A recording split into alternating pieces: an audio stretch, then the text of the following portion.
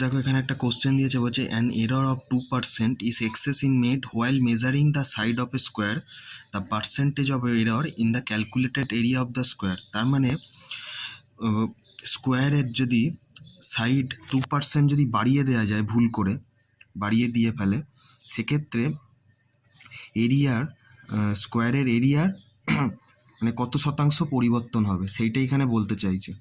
দেখো স্কোয়ারের এরিয়া মানে কত, বাহু স্কোয়ার মানে এ ইন্টু এ স্কোয়ার।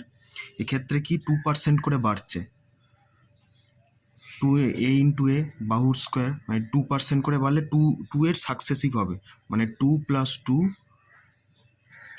Two into 2/100,